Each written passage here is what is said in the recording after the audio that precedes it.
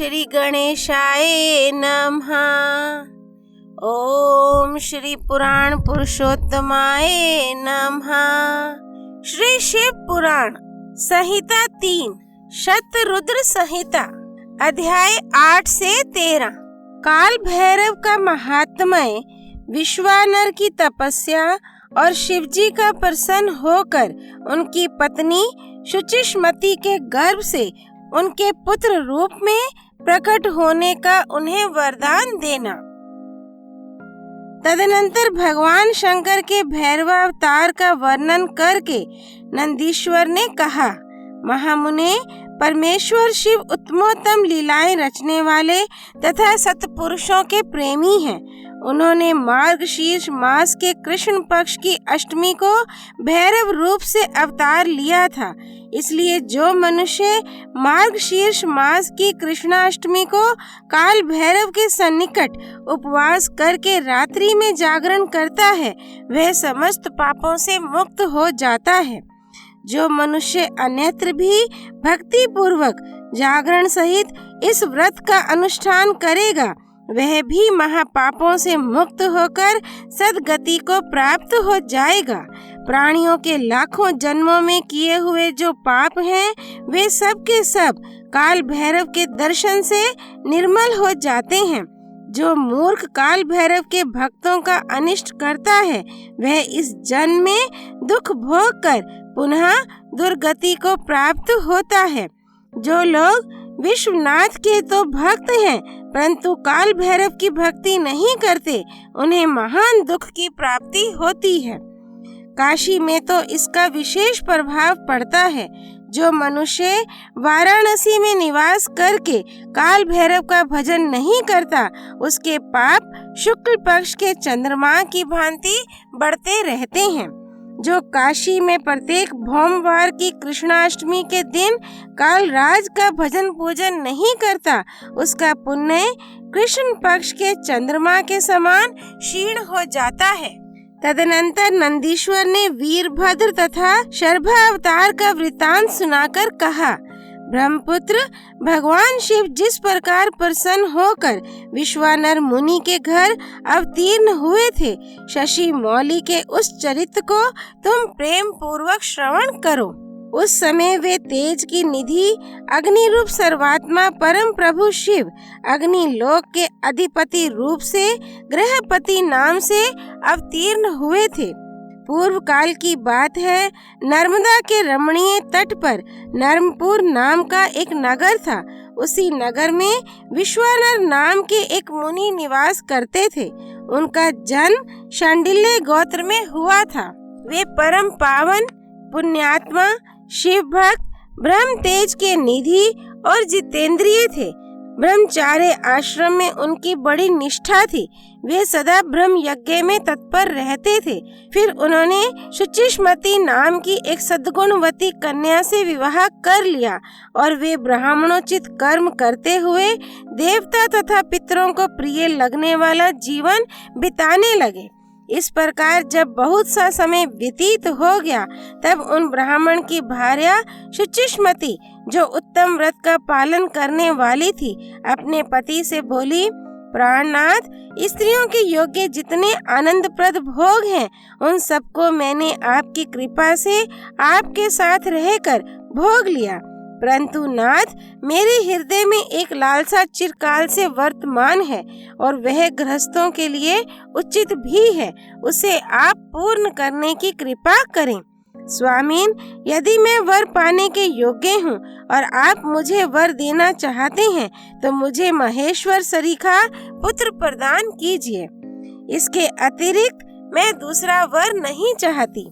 नंदीश्वर जी कहते हैं, मुने, पत्नी की बात सुनकर पवित्र व्रत परायण ब्राह्मण विश्वानर क्षण भर के लिए समाधिस्थ हो गए और हृदय में यों विचार करने लगे, अहो, मेरी इस सूक्ष्मांगी पत्नी ने कैसा अत्यंत दुर्लभ वर मांगा है। यह तो मेरे मनोरथ पथ से बहुत दूर है। अच्छा, शिवजी तो सब कुछ करने में समर्थ है। ऐसा प्रतीत होता है मानो उन शंभु ने ही इसके मुख में बैठकर वाणी रूप से ऐसी बात कही है। अन्यथा दूसरा कौन ऐसा करने में समर्थ हो सकता है।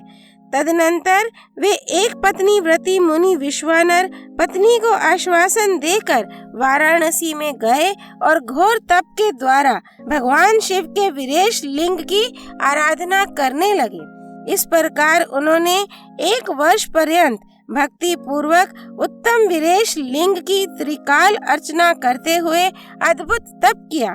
13वां मास आने पर एक दिन वे द्विजवर प्रातःकाल त्रिपथ गामिनी गंगा के जल में स्नान करके ज्यों ही विरेश के निकट पहुँचे, त्यों ही उन तपोधन को उस लिंग के मध्य एक 8 वर्षीय विभूति भूषित बालक दिखाई दिया। उस नगन शिशु के नेत्र कानों तक फैले हुए थे, होठों पर गहरी लालिमा छाई हुई थी, मस्तक पर पीले रंग की सुंदर जटा सुशोभित थी और मुख पर हंसी खेल रही थी। वह शैशवोचित अलंकार और चिता भस्म धारण किए हुए था तथा अपनी लीला से हंसता हुआ श्रुति सूक्तों का पाठ कर रहा था। उस बालक को देखकर विश्वानर मुनि कृतार्थ हो गए और आनंद के कारण उनका शरीर रोमांचित हो उठा तथा बारंबार नमस्कार है यूं उनका हृदयोगार फूट पड़ा। फिर वे अभिलाषा पूर्ण करने वाले 8 पद्मों द्वारा बाल रूपधारी परमानंद स्वरूप शंभु का स्तवन करते हुए बोले। विश्वानर ने कहा, भगवान आप ही एकमात्र अद्वितीय ब्रह्म हैं। ये सारा जगत आपका ही स्वरूप है, यहाँ अनेक कुछ भी नहीं है। ये बिल्कुल सत्य है कि एकमात्र रुद्र के अतिरिक्त दूसरे किसी की सत्ता नहीं है। इसलिए मैं आप महेश की शरण ग्रहण करता हूँ। शंभो आप ही सबके कर्ता हर्ता हैं तथा जैसे आत्मधर्म एक होते हुए भी अनेक रूप से दिखता है, उसी प्रकार आप भी एक रूप होकर नाना रूपों में व्याप्त हैं। फिर भी आप रूप रहित हैं। इसलिए आप ईश्वर के अतिरिक्त मैं किसी दूसरे की शरण नहीं ले सकता। जैसे रज्जु में सर्प, सिप्पी में चांदी और मृग मरीचिका में जल प्रवाह का भान मिथ्या है, उसी प्रकार जिसे जान लेने पर ये विश्व प्रपंच मिथ्या भासित होता है, उन महेश्वर की मैं शरण लेता हूँ। शंभो जल में जो शीतलता, अग्नि में दहकता, सूर्य में गर्मी, चंद्रमा में आह्लादकारिता, पुष्प में गंध और दुग्ध में घी वर्तमान है, वह आपका ही स्वरूप है। अतः मैं आपके शरण हूँ। आप कान रहित होकर शब्द सुनते हैं, नासिका विहीन होकर सूंघते हैं, पैर ना होने पर भी दूर तक चले जाते हैं, नेत्रहीन होकर सब कुछ देखते हैं और जीवा रहित होकर भी समस्त रसों के ज्ञाता हैं। भला आपको सम्यक रूप से कौन जान सकता है? इसलिए मैं आपकी शरण में जाता हूँ। ईश आपके रहस्य को ना तो साक्षात वेद ही जानता है, ना विष्णु, ना अखिल विश्व के विधाता ब्रह्मा, ना योगींद्र और ना इंद्र आदि प्रधान देवताओं को ही इसका पता है, परंतु आपका भक्त उसे जान लेता है। अतः मैं आपकी शरण ग्रहण करता हूँ। ईश ना तो आपका कोई गोत्र है, ना जन्म है, ना नाम है, ना रूप है, ना शील है और ना देश है। ऐसा होने पर भी आप त्रिलोकी के अधीश्वर तथा संपूर्ण कामनाओं को पूर्ण करने वाले हैं। इसलिए मैं आपका भजन करता हूँ। समरारे आप सर्व स्वरूप हैं। ये सारा विश्व प्रपंच आपसे ही प्रकट हुआ है। आप गौरी के प्राणनाथ, दिगंबर और परम शांत हैं। बाल, युवा और वृद्ध रूप में आप ही वर्तमान हैं। ऐसी कौन सी वस्तु है जिसमें आप व्याप्त ना हो? अतः मैं आपके चरणों में नतमस्तक हूँ। नंदीश्वर कहते हैं, मुने यों स्तुति करके विप्रवर विश्वानर हाथ जोड़कर भूमि पर गिरना ही चाहते थे, तब तक संपूर्ण वृद्धों के भी वृद्ध बाल रूपधारी शिव परम हर्षित होकर उन भूदेव से बोले। बाल रूपी शिव ने कहा, मुनि श्रेष्ठ विश्वानर, तुमने आज मुझे संतुष्ट कर दिया है। भूदेव, मेरा मन परम प्रसन्न हो गया है, अतः अब तुम उत्तम वर मांग लो। यह सुनकर मुनि श्रेष्ठ विश्वानर कृतकृत्य हो गए और उनका मन हर्षमगन हो गया। तब वे उठकर बाल रूपधारी शंकर जी से बोले। विश्वानर ने कहा, प्रभावशाली महेश्वर, आप तो सर्वांतर्यामी, ऐश्वर्य संपन्न, सर्व तथा भक्तों को सब कुछ दे डालने वाले हैं। भला आप सर्वज्ञ से कौन सी बात छिपी है? फिर भी आप मुझे दीनता प्रकट करने वाली यांचा के प्रति आकृष्ट होने के लिए क्यों कह रहे हैं? महेशान, ऐसा जानकर आपकी जैसी इच्छा हो वैसा कीजिए। नंदीश्वर जी कहते हैं, मुने, पवित्र व्रत में तत्पर विश्वानर के उस वचन को सुनकर पावन शिशु रूपधारी महादेव हंसकर शुचि विश्वानर से बोले। शुचे, तुमने अपने हृदय में अपनी पत्नी शुचिष्मति के प्रति जो अभिलाषा कर रखी है वह निस्संदेह थोड़े ही समय में पूर्ण हो जाएगी। महामते, मैं शुचिष्मति के गर्भ से तुम्हारा पुत्र होकर प्रकट होऊंगा। मेरा नाम ग्रहपति होगा। मैं परम पावन तथा समस्त देवताओं के लिए प्रिय होऊंगा। जो मनुष्य 1 वर्ष तक शिव जी के सन्निकट तुम्हारे द्वारा कथित इस पुण्यमय अभिलाषा अष्टक स्तोत्र का तीनों काल पाठ करेगा, उसकी सारी अभिलाषाएं यह पूर्ण कर देगा।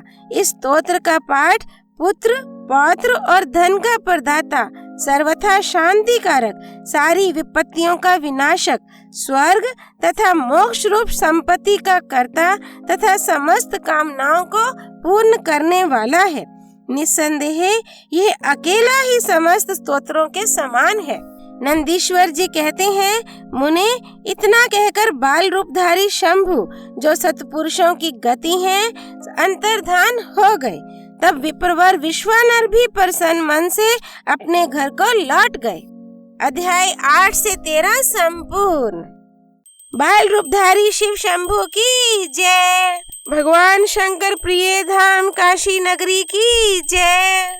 हर हर महादेव। श्री हरि अर्पणमस्तु।